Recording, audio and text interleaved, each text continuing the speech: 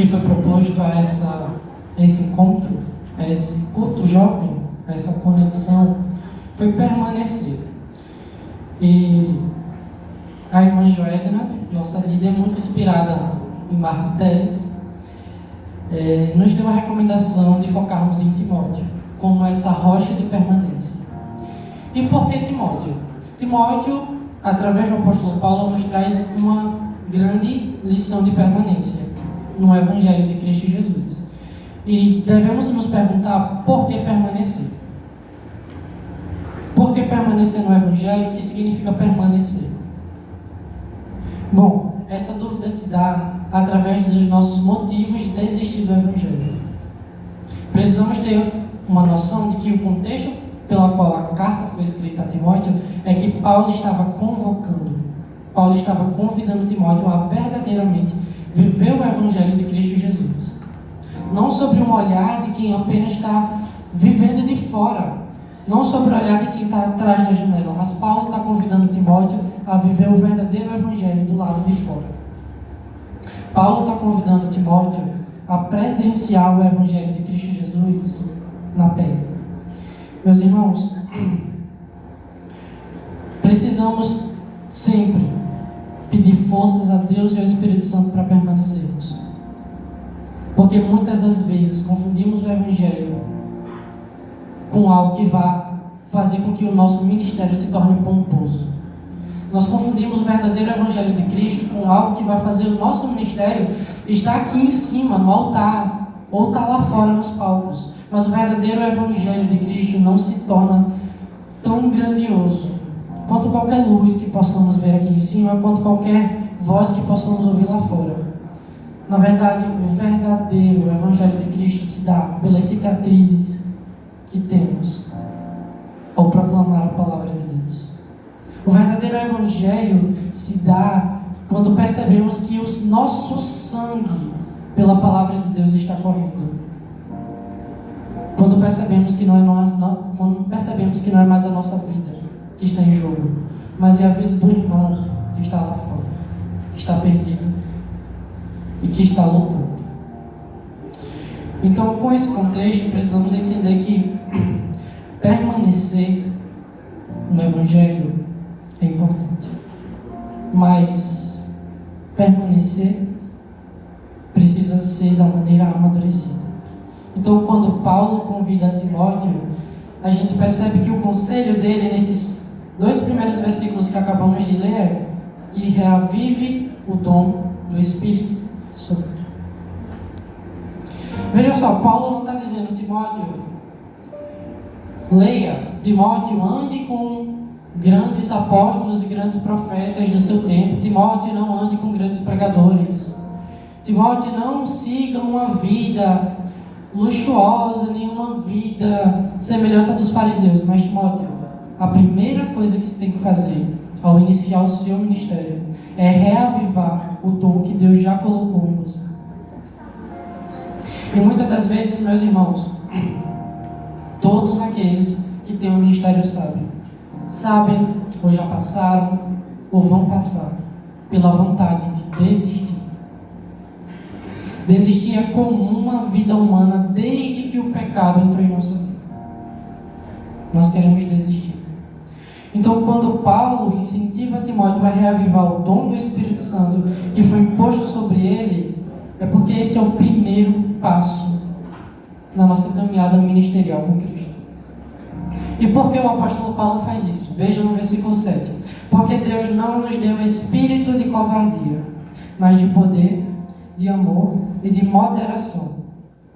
Então percebemos, meus irmãos, que a caminhada com Cristo, ela só é possível através desse Espírito. Não é um simples Espírito que ouvimos a voz de Deus, não é um simples Espírito que nós podemos sentir ou tocar, que aquece o nosso coração, mas é um Espírito que nos dá a capacidade de sermos boca de Deus aqui na terra. É um Espírito que nos dá a capacidade de alcançar vidas aqui na terra, através do nome do Senhor Jesus Cristo. Então, quando o apóstolo Paulo, ele convida a Timóteo a reavivar o dom, ele não está só instruindo Timóteo a fazer uma coisa que será bom para ele ou bom para sua casa. Na verdade, o apóstolo Paulo recomenda lá em 1 Timóteo capítulo 4, versículo 7, a Timóteo viver em piedade. E quando vamos olhar o sentido e a tradução da palavra piedade, nós percebemos que viver em piedade não é viver mendigando oração. Quando percebemos que viver em piedade não é viver à custa das orações dos nossos líderes, mas viver de maneira piedosa, é viver de maneira com os nossos próprios joelhos dobrados.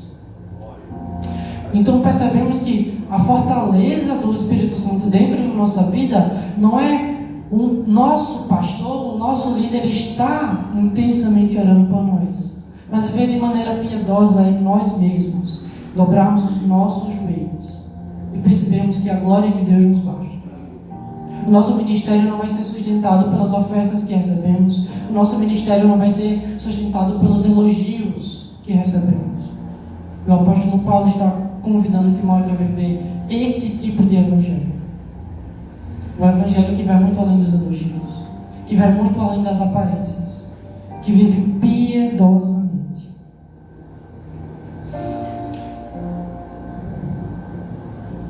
Versículo 8.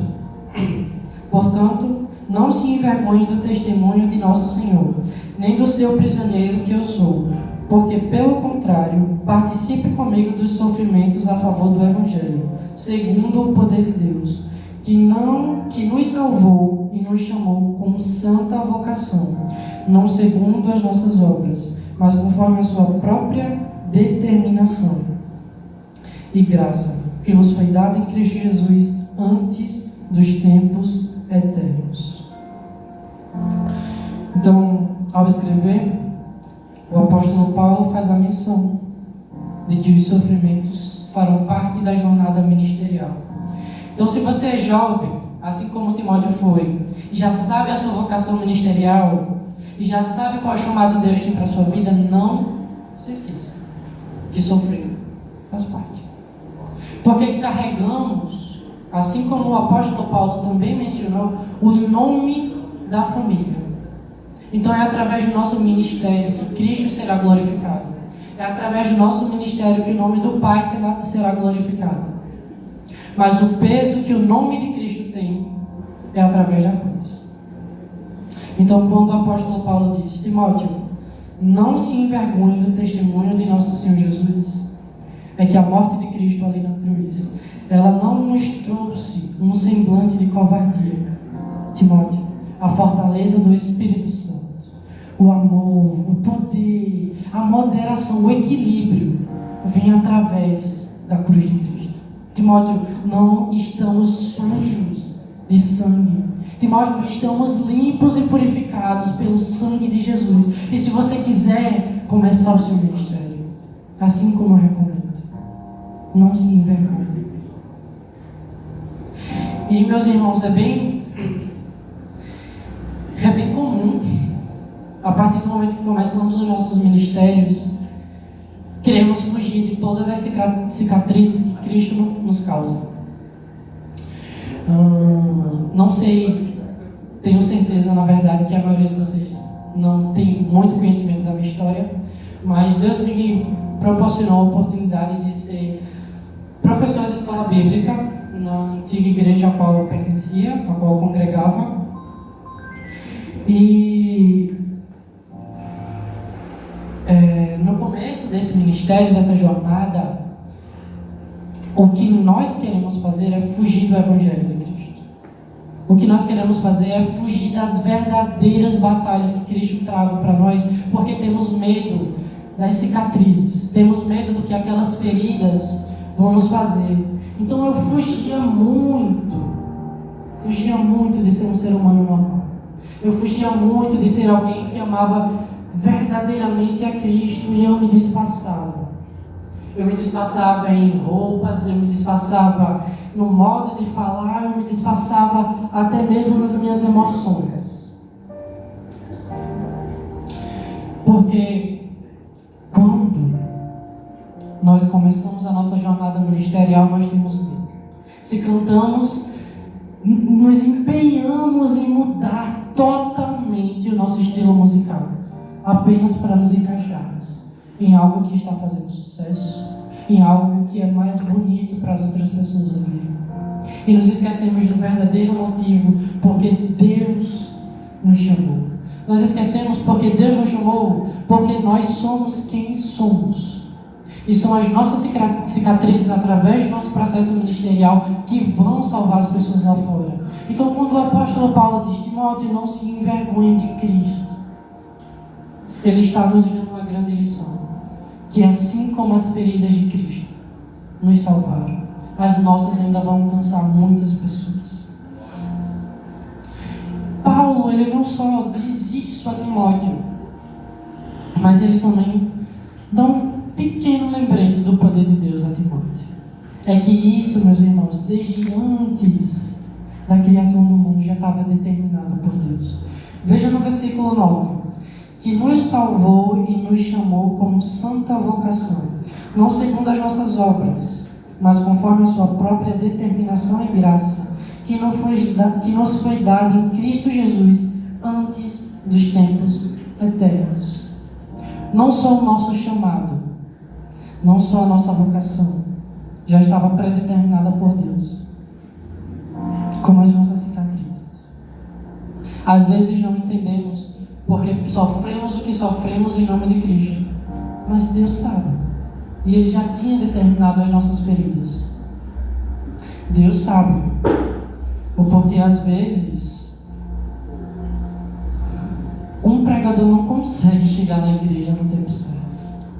Deus sabe que o som às vezes vai misturar tudo, vai fazer uma bagunça. Deus sabe que por algum motivo, algum acidente vai acontecer no tempo determinado. São as nossas cicatrizes, meus irmãos. São as nossas cicatrizes. É exatamente aquilo que fazemos quando somos feridos pelo ministério de Cristo Jesus, que vai se tornar o nosso maior exemplo de salvação.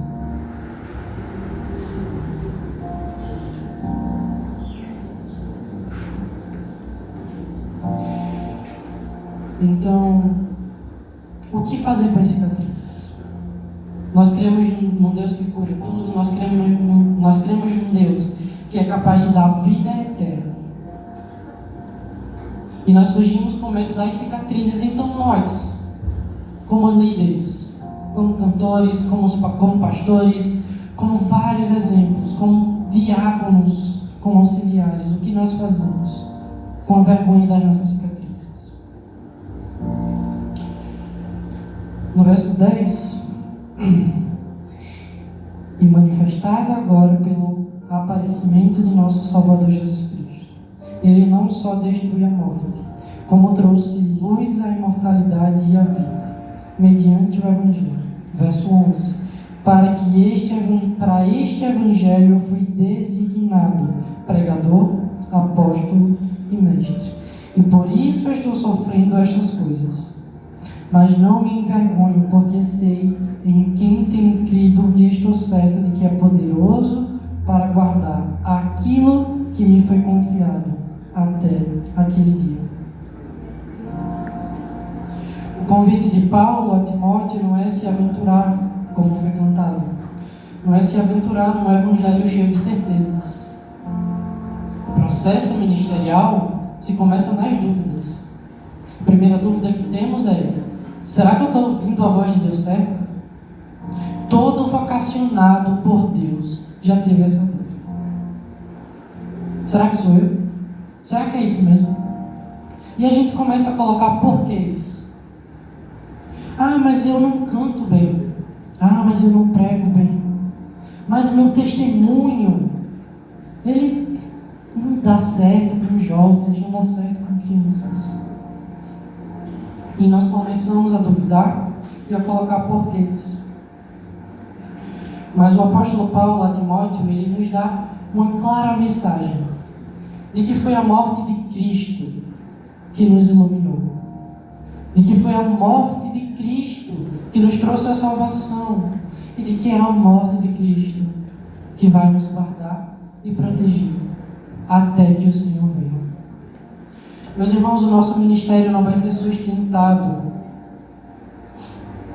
por causa das nossas escolhas. O nosso ministério não vai ser sustentado porque temos condições financeiras de deixar o ministério aberto ou fechado.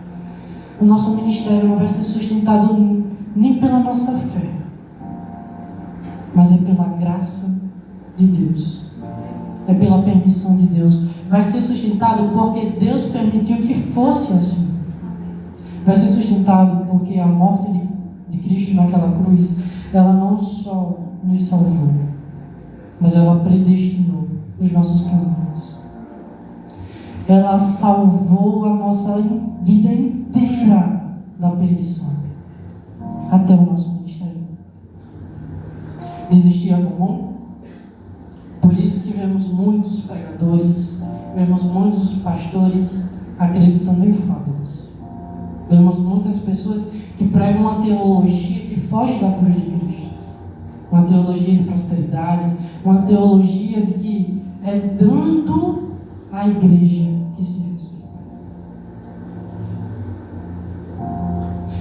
E temos a expectativa em Deus que é isso que vai sustentar o nosso ministério. Temos a expectativa de que se entregarmos as nossas roupas, temos a expectativa de que se entregarmos o nosso ministério, Deus vai nos recompensar.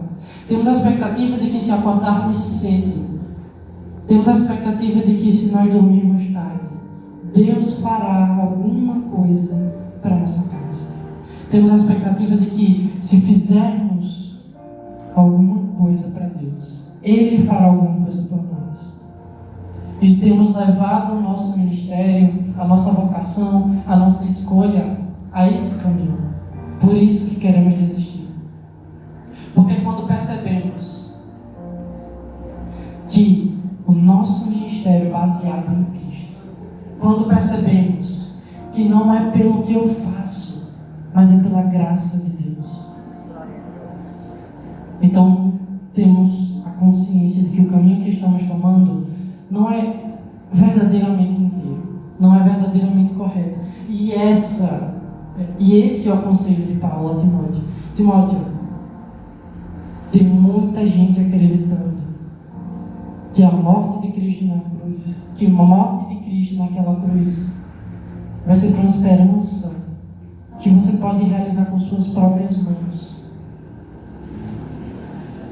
O pastor Clériston, ele nos dá uma incrível lição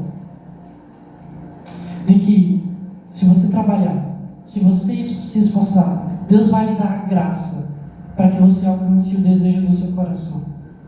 E isso não tem a ver com o nosso ministério, não tem a ver com o nosso nome na frente de uma placa, não tem a ver com o nosso nome, não tem a ver com a mesa que conseguimos alcançar através do ministério que Deus nos dá, mas tem a ver com a graça de Deus.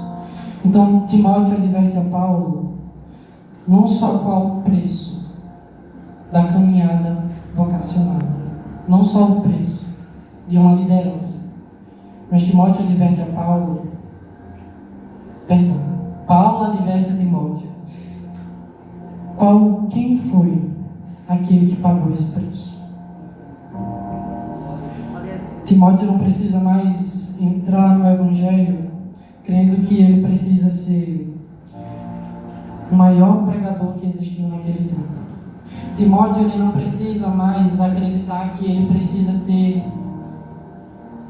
um bom salário, um bom exemplar. Mas Timóteo agora vai entrar no ministério sabendo que Deus é quem sustenta Timóteo. E que o seu ministério será revelado através da morte de Cristo. É bem comum, meus irmãos, nós acreditarmos em fábulas. É bem comum nós acreditarmos que se o nosso ministério aparente está bem, então está tudo certo. Mas a verdade é que com a morte de Cristo naquela cruz, Ele não determinou que todos os dias seriam perfeitos. Ele não determinou que nosso ministério começaria no auge e terminaria no auge. Porque o principal exemplo de ministeriado que Paulo dá a Timóteo é o seu próprio. E quando vamos olhar a história do ministério de Paulo, a gente encontra naufrágios, picadas de cobras. Nós encontramos açoites, perseguições. Eu faço uma pergunta a vocês essa noite, e não precisam responder, mas se verdadeiramente vocês acreditam que foram chamados por Deus para cantar, para pregar, para evangelizar, é esse tipo de ministério que cada um aqui está disposto a pagar?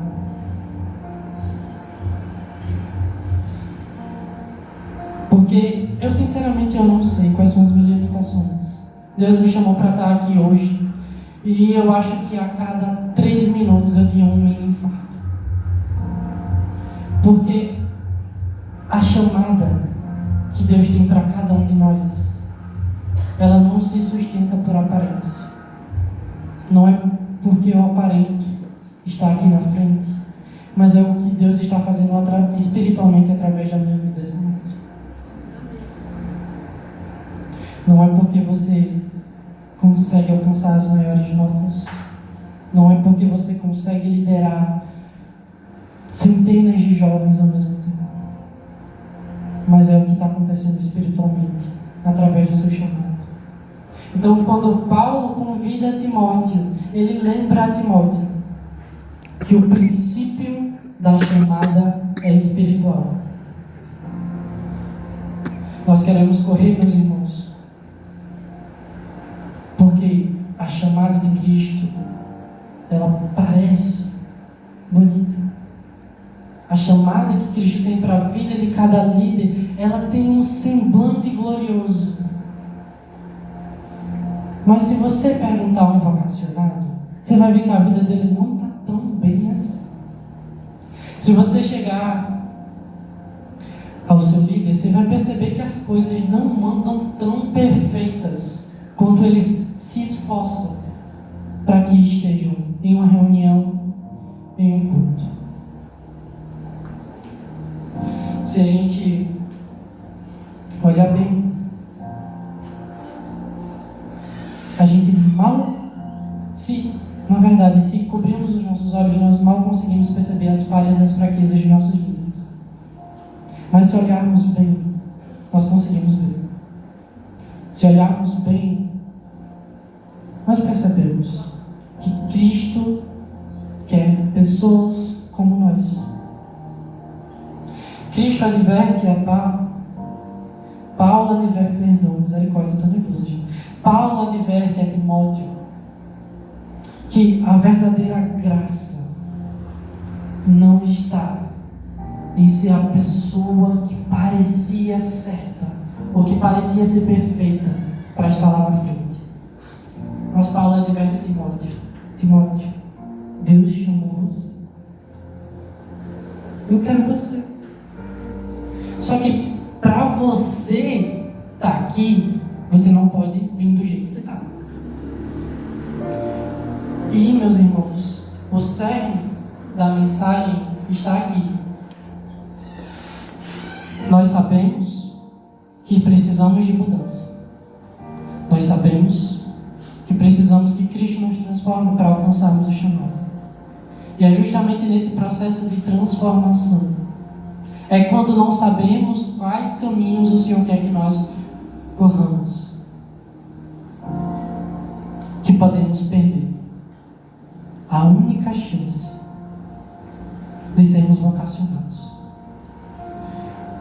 Veja só, quando Paulo convida Timóteo a se amadurecer no Evangelho de Cristo Jesus, ele não diz que vem embora que eu vou te dando as coisas, vem embora que eu vou te amadurecendo, vem que eu vou preparando o caminho para você.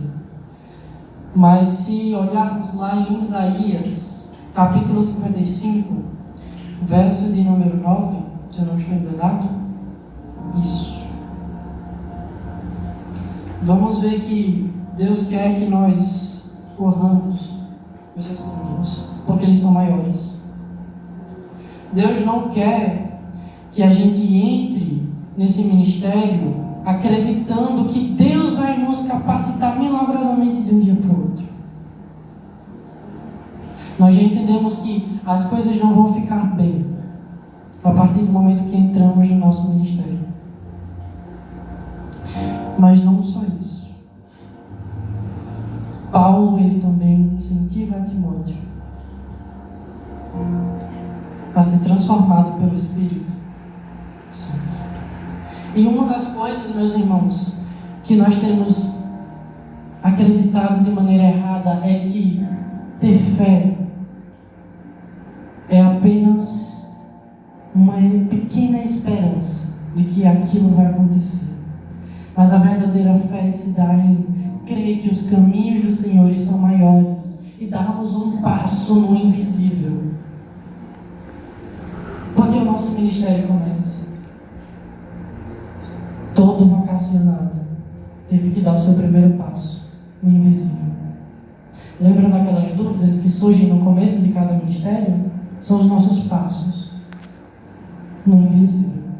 São os nossos passos no escuro, onde acreditamos que não tem chão. É exatamente aí que devemos acreditar que os caminhos de Deus são maiores. E que os planos deles e os seus pensamentos são maiores que os nossos. Mas precisamos não só esperar que essa vista no topo da montanha chegue, mas precisamos correr. Precisamos correr. Porque se Deus vocacionou você, é porque só você tem aquilo que Deus precisa que você manifeste aqui na terra. Outras pessoas podem, mas Deus vocacionou você. Não rejeite. Que essas lutas que o seu ministério está sofrendo, que a sua vocação está passando, não façam você desistir. Não façam você reclamar. Não façam você parar. Mas dê o seu próximo passo de fé. Mesmo no escuro. Mesmo quando parecer que todas as portas estão se fechando, dobre os seus joelhos e reavive o poder do Espírito Santo. Não vamos conseguir superar os desafios do nosso ministério acreditando que o nosso bem-estar físico vai aumentar. Não vamos conseguir enfrentar as barreiras que cada ministério possui somente na expectativa. Precisamos reavivar o dom que Deus já colocou em nós.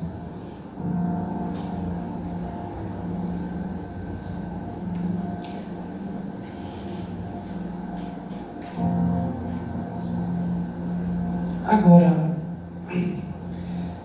se você ainda não se sente vocacionado, ou se você acha que Deus não tem nenhum plano para a sua vida, talvez esse seja o momento de se soltar das coisas que te fortificam aqui na terra. Talvez esse seja o momento, como o apóstolo Paulo ensina a Timóteo, de viver de maneira piedosa. Nós acreditamos que não vou colocar a culpa em vocês. Eu, por muito tempo, acreditei que se eu me empenhasse em aprender mais de Deus, ele de alguma maneira revelaria o seu chamado e a sua vontade para mim. E houve um tempo em que eu realmente me empenhei mesmo. E aí foi justamente quando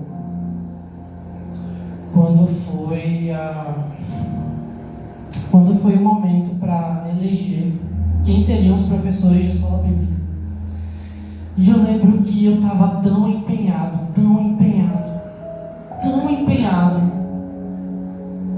que se brincar tocasse, eu decorava a Bíblia, mas eu tinha decorado mais a Bíblia do que o próprio pastor daquela igreja. E eu acreditava que era isso que faria o ministério ser firme. Por muito tempo eu acreditei que quanto mais eu mergulhava em Deus, mais Ele sustentaria meu ministério. Meus irmãos, à medida que nós mergulhamos em Deus, isso é proveitoso para a nossa vida espiritual. Mas o nosso ministério está totalmente entregue nas mãos de Deus. E como Deus sabe todas as coisas, inclusive os momentos pelo qual as nossas cicatrizes devem ser formadas, eu não fui chamado. Primeiramente, porque aconteceu algo que hoje eu vejo que era errado. Muitos adolescentes, por se destacarem, eram convocados. E eu me destaquei. Só que nesse dia eu não fui convocado. E isso me causou uma cicatriz enorme. Porque eu cheguei em casa e eu, como eu já comentei, comecei a colocar porquês. Eu comecei a colocar porque o Senhor não me chamou, porque eu não consegui me destacar o suficiente. Eu comecei a perguntar qual era a vontade de Deus para a minha vida. E eu comecei até a querer desistir do meu chamado, mesmo crendo quem havia me chamado. Porque é isso. As cicatrizes do comecinho da nossa jornada vão nos fazer duvidar.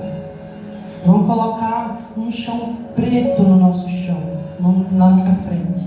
E não vamos saber o que devemos fazer. Então, eu quis desistir e isso me causou uma cicatriz enorme. Comigo eu chorei muito, muito, muito mesmo. Porque pense numa pessoa que era apaixonada por escola bíblica, era eu. Ainda sou, tá? Mas pense numa pessoa que tinha o prazer de estar ali. Eu não só queria estar ali, mas eu queria fazer parte. Eu não aceitava apenas ficar ouvindo, mas eu queria vomitar todo o evangelho que eu tinha. E isso me amadureceu. Porque no dia que eu fui chamado, eu percebi que não importava o quanto eu me esforçasse naturalmente, era o espiritual. Meu espírito ainda era neófito. O Senhor ainda não havia escrito as datas certas. Porque não era quando eu queria, mas é quando Ele quer. E Ele quer a você que está aqui nessa noite, que se fortaleça, que dê um passo maior na sua vida ministerial.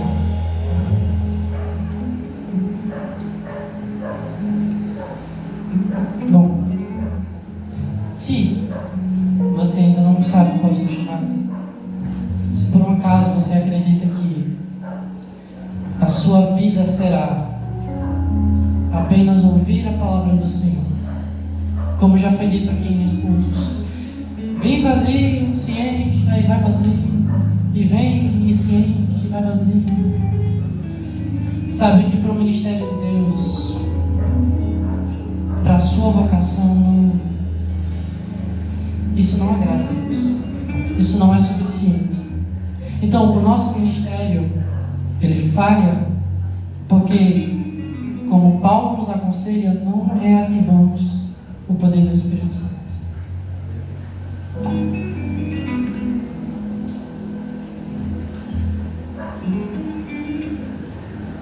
As crises do ministério, elas não só nos fazem querer abandonar o nosso chamado.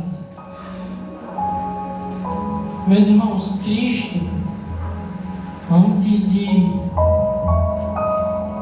tomar a sua última e mais pesada humilhação, Ele não só quis deixar de ser um grande profeta, Cristo, Ele não só apenas quis deixar de ser líder, Cristo quis abrir mão chamado aqui na terra. Por isso que ele sua sangue. Por isso que ele pede ao Pai que afaste o cálice dele. Mas acima de todas as coisas, Cristo sabia do poder de Deus e do que Ele é capaz de fazer através das nossas vidas. Então Cristo, Ele não desiste e Ele derrama a sua última gota de sangue por nós. E muitas das vezes nós estamos igual a Cristo. Nós não estamos querendo apenas desistir da nossa liderança. Nós estamos não apenas querendo, nós não estamos apenas querendo desistir do chamado que Deus tem para a nossa vida, mas nós estamos querendo abandonar o Evangelho. Porque as cicatrizes são grandes demais. As cicatrizes nos fazem ter medo e ter dúvida. Por isso que no verso 12, a partir do verso 11, o apóstolo Paulo diz, ou escreve: para este evangelho eu fui designado pregador, apóstolo e mestre, e por isso eu estou sofrendo estas coisas. Mas não me envergonho, porque sei em quem tenho crido e estou certo de que Ele é poderoso para guardar aquilo que me foi confiado até aquele dia. Então, se você é vocacionado, saiba que através das Santas Escrituras, Deus não só lhe cura, Deus Ele só não lhe perdoa, mas Ele faz brilhar o seu Evangelho através das suas cicatrizes. Eu posso até não entender, eu posso até não ter a menor consciência de que o peso que você tem que pagar pelo seu ministério. Eu posso não saber as frustrações que você tem ao perceber que só você quer estar ali, que só você deseja que a vontade e a glória de Deus seja vista aqui na terra. Eu posso não entender quantos sacrifícios e quantas coisas você pode ter aberto mão para correr atrás da sua vocação. Mas Cristo sabe. Cristo, Ele não somente sabe, mas Ele vai guardar a sua salvação. Então não desista, porque são as suas feridas que vão alcançar a vida de outras pessoas.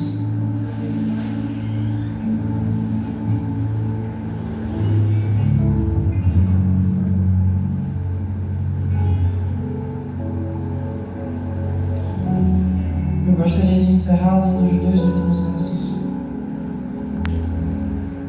Mantenha o padrão das sãs palavras que de mim você ouviu com fé e com amor, que há em Cristo Jesus, por meio do Espírito Santo, que habita em nós.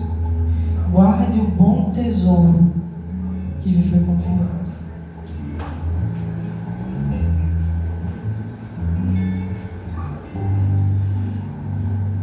Meus queridos irmãos, se por um acaso, no meio dessa jornada, no meio desse personagem que criamos para sustentar o nosso evangelho, você de alguma maneira sente que se perdeu, você sente que de alguma maneira não está louvando mais o Senhor, mas está apenas cantando, se de alguma maneira você acredita que já não existe mais o poder do Espírito Santo na sua vida, feche seus olhos. Se você de alguma maneira se sente extremamente perdido e não sabe qual é o plano e a vontade de Deus para a sua vida, feche seus olhos.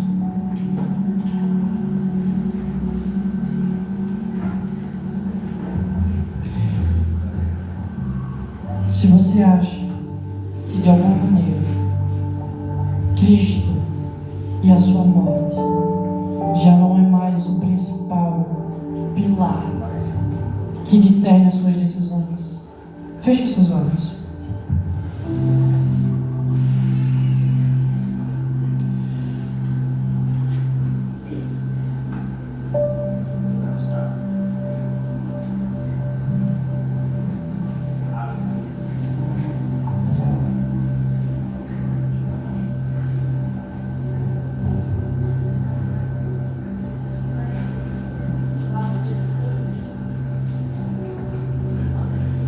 gostaria que você, através de olhos fechados, começasse a refletir sobre o seu ministério e o peso da sua caminhada com Cristo. Eu gostaria que você começasse a pensar nas escolhas que o seu ministério tem tomado. Se você se sente fraco, impotente, incapaz, lembre-se, Deus não lhe deu um espírito de voltar atrás. Deus não lhe deu um espírito para ter desânimo, mas Deus deu um espírito de amor, poder e equilíbrio. E veja só a perfeição dessas coisas. Porque se tivermos amor demais, nos tornamos cegos. Se tivermos poder demais, nos tornamos gananciosos. Mas Deus, Ele não só sustenta o nosso ministério, mas como através do seu poder, Ele nos dá capacidade. Deus não só através do seu poder, Ele nos diz qual é o nosso chamado, mas Ele nos dá toda a autoridade aqui na terra para governarmos os nossos ministérios. Eu gostaria de fazer uma sincera oração. Eu gostaria que todos se colocassem de pé. E se você se encaixa em algum desse quadro, de estar perdido, de estar desolado, de sentir que o seu ministério está agradando apenas a homens e não a Deus, que através dessa canção você possa entregar todo o seu louvor, toda a sua adoração, que através dessa canção que irá ser cantada aqui, você possa pedir que a Deus reavive o Espírito que há em vós. Maravilhoso Deus e eterno Pai, queremos te orar, Senhor Jesus, nessa noite, pedindo que os nossos ministérios, ó Pai, que a nossa vocação, Senhor Deus, que o nosso sacerdócio, Pai eterno, querido e amado, seja reavivado pelo poder do Teu Espírito Santo, Senhor Jesus. Que as nossas feridas, Senhor Deus Santo, eterno, amado e poderoso, não nos faça correr da Tua graça, Senhor Jesus. Que os nossos medos, Senhor Jesus, não nos faça correr daquilo que é agradável a Ti, Pai. Mas usa, Senhor Deus, as nossas cicatrizes para glorificarmos o Teu nome, Senhor Jesus. Que as pessoas vejam, Senhor Deus, através de cada ministério, de cada chamada, de cada louvor, Senhor Deus, de cada liderança, Senhor Deus. Que nessa noite cada pastor, Senhor Jesus, cada futuro pastor, Senhor Deus, cada futuro líder, cada futuro cantor, Senhor Jesus, cada futuro, Senhor Deus, auxiliar, cada futuro diácono aqui, Senhor Jesus, tenha a sua história, Senhor Deus, mudada pelas suas cicatrizes, Senhor Deus. Ó Pai, o Teu sangue, Senhor Deus, é capaz de nos curar. Então, Senhor Deus, nos dá a capacidade de olharmos para as nossas cicatrizes, Senhor Deus, com esperança, porque o Senhor é aquele que era, que é e que há de vir. E o Senhor não apenas nos deu a vida eterna, Senhor Jesus, mas o Senhor é fiel para que através do nosso ministério vidas sejam alcançadas.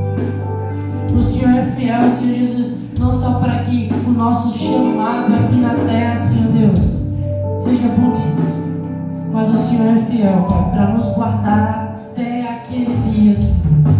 Pai, perdoa cada ofensa, Deus. Perdoa cada insulto, Pai. Cada mal entendido, Senhor Deus, que não permitiu que nós tomássemos decisões baseadas no Teu Espírito. Senhor Deus, repreende todo mal sobre cada ministério aqui presente, Senhor Deus. Que a Tua igreja, ó Deus Santo, eterno e maravilhoso, seja repleta de líderes através dessa noite, Senhor Jesus. Que cada membro aqui presente, Senhor Deus, receba a vocação que vem do céu. Não para nos alegrarmos, não para termos o nosso nome escrito aqui, mas para termos o nosso nome escrito no livro da vida, Senhor Jesus. Porque o Senhor é fiel para nos guardar. Eu te oro, Senhor Deus, e desde já te agradeço pelo poder que há em Teu Santo